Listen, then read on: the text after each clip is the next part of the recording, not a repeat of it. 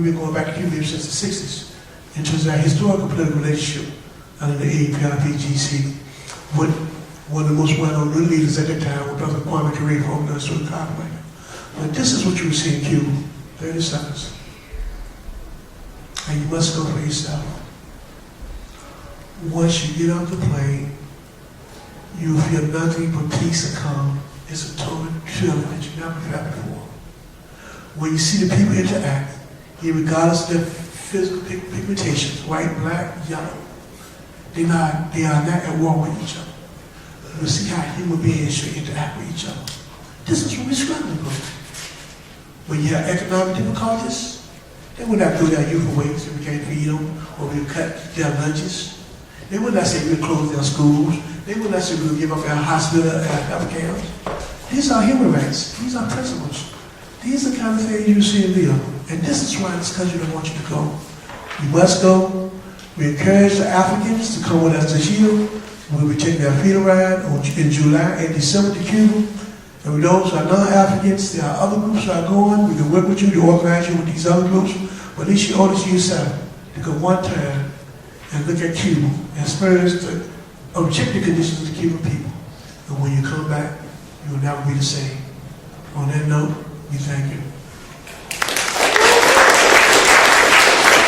Thank you very much, Mr. Lee Robinson, everybody. All right, Samin is not here, so we're going to skip right to Adria Sharp. She is the director, of course, of the Richmond Peace Education Center, and she is talking about the price of war.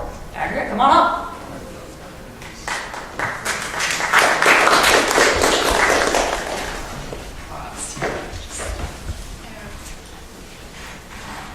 Thank you, Kat, and thank you, Virginia People's Assembly. So the biggest threat to the United States is not ISIS, in case anyone here was wondering. The biggest threat to the United States is not any foreign entity. The biggest threat to America is America. The biggest threat to our society and our children's future is our own misplaced priorities. We as a country are pouring almost $1 trillion every year into war and militarism, while depriving our communities of basic investments in things like jobs, healthcare, schools, alternative renewable energy, the very things that would actually secure a healthy future for our children. At the same time, in the name of national security, we're expanding secrecy, surveillance, torture, the punishing of whistleblowers and activists, etc. So a second cost of war, in addition to the economic cost, is the cost to democracy. We call what we do a national security strategy, but it would be more accurate to call it a national self-destruction strategy. And the single most important thing that people in the United States can do to provide real security for our children and to promote peace internationally is to work on getting our own priorities straight. How much of our resources do we really spend on war and militarism? Here's my prop. This is the federal budget this year.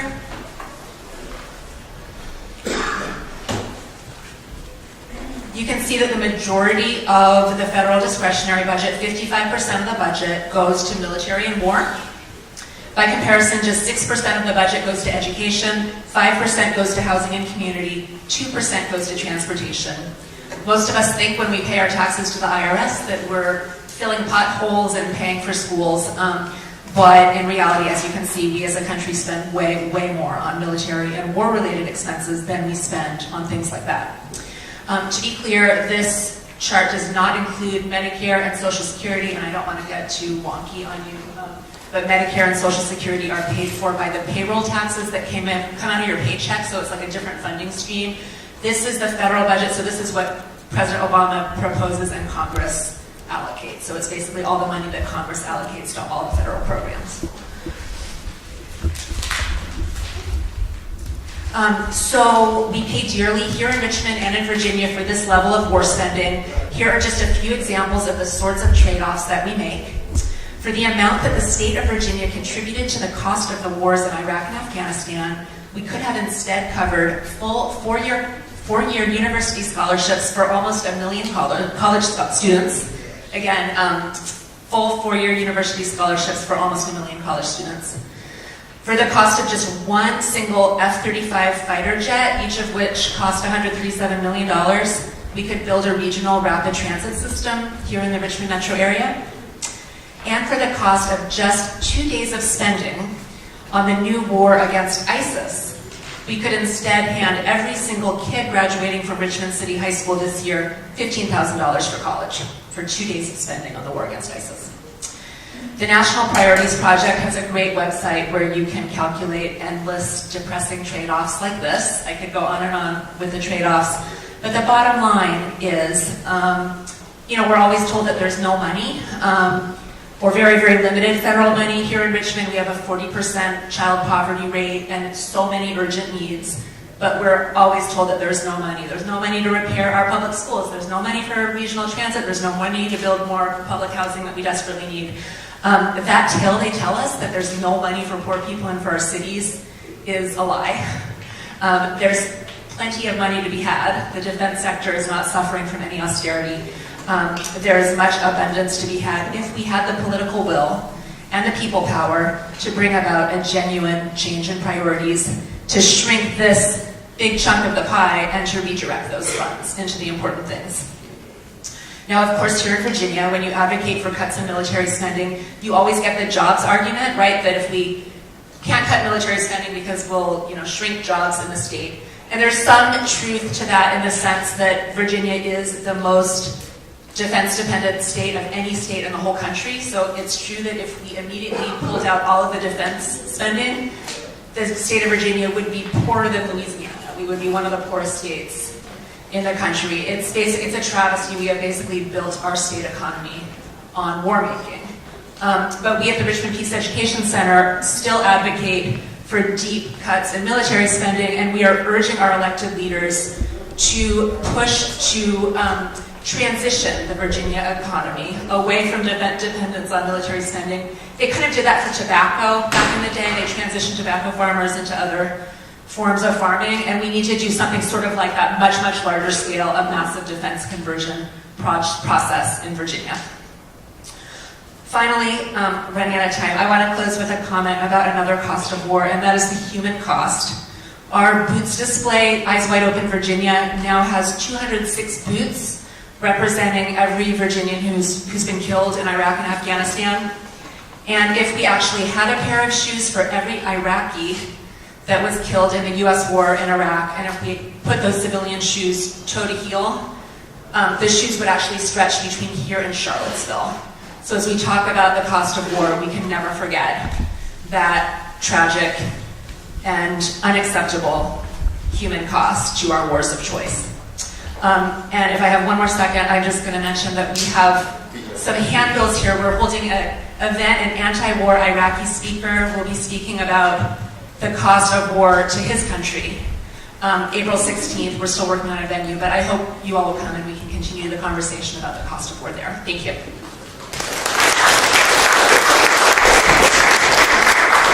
All right, thank you so much, Ms. Sharp. Next up, we have Phil Lato, editor of the Virginia Defender. Phil, come on up. And don't think that I won't fight you for this microphone. No, I'm very relaxed here. I thought I just had 5 minutes to explain the roots of the conflict in the Middle East, but I actually have 6. So, obviously, I can't do that in that amount of time. But what I wanted to do was hit a couple of points that hopefully will at least raise some doubts about some of the things that we're told about the Middle East. Things like all those people have been fighting forever. Jews and Arabs, that goes back centuries and centuries. And all these different countries, that have been at each other's throats, and that's just a way of life with them, and so on, religious fanaticism, and so on and so forth. And that's absolutely not true. People in the Middle East, from various backgrounds, lived in relative peace for many centuries. The Jewish people lived in Baghdad 1,000 years before the first Arab showed up. Isn't that astounding? Who would ever said Baghdad, the capital of Iraq, had a Jewish population for 10 centuries before it had an Arab population? there never was a Holocaust of Jewish people in the Middle East. There were conflicts, but there was never anything like what happened under Nazi Germany, or under Tsarist Russia, for that matter. As for countries fighting, most of the countries in the Middle East were formed after World War I. Iraq is not an ancient country.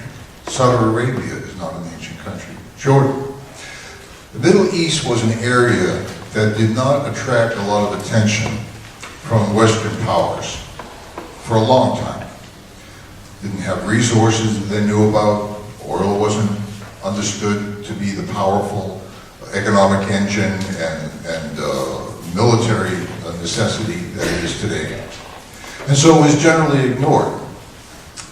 The various areas of the Middle East were controlled by the Ottoman Empire, or part made up the Ottoman Empire, which was controlled out of Constantinople, Turkey. And it was relatively ignored by the West until the 1800s. And then the British began to move into Egypt and the Sudan and began to colonize and see what possibilities there were for them in the region, but not so much because they wanted to control natural resources or control peoples or even trade routes. It was more because they didn't want someone else to get in there before World War I. The French and the British were sometimes friends, sometimes rivals. Both of them were rivals with Russia. And so rather than just let it sit there, they thought maybe they should go in and get some influence so someone else won't get some influence. And they called it, had a name for this, they called it the Great Game. It was like a giant chess game between these Western powers. And then came World War I. And during the course of World War I, the Ottoman Empire, which had become decadent and not well administrated and not enough resources to take on Western powers, basically disintegrated. And there was no power over these various areas throughout the Middle East. And Britain decided that this would be a great opportunity for them to control. So Winston Churchill, who had rose up through the ranks and was beginning to understand the value of oil, particularly for the British Navy, and was, as Lord Chancellor of the Admiralty, they have fancy names in England for these things, transformed the Navy from a coal-powered Navy to an oil-powered Navy, which greatly increased their capacity to get to one place to another and stay out at sea longer, and to give them control over the seas. And this is the time before there was, highway systems throughout countries and so on. Most transit was by the ocean. And so Britain began to look at the Middle East and say, well, we don't want this, we didn't want Russia coming in before, now we don't want this new Russia, because they had a revolution, see? And that revolution was threatening to them, not just as an economic rival, but as a threat to the class rule of people like themselves. So they more aggressively wanted to move in and occupy the Middle East after World War I, but there were so many rebellions among British soldiers demanding to be brought home that they decided on another strategy. One they had previously used in India was to control the region by forming an alliance with a local leader. The problem was, local leaders were extremely local. There were no countries. So they convinced one leader in Saudi Arabia that they needed to have their own country. And they put him on the payroll, which influenced him to agree with this analysis. They created a flag in London, designed it in London, manufactured it in a London factory, and shipped it to Saudi Arabia and gave them their own country. They did a similar thing in Iraq. They did a similar thing in Jordan. They created these modern states, except for some peoples. The Kurds never got a country of their own. The Palestinians never got a country of their own. There were Jews living in Palestine at the time. And the Zionist movement sprang up, which was a reactionary movement, much unlike the previous leftist movements that dominated the Jewish community. And more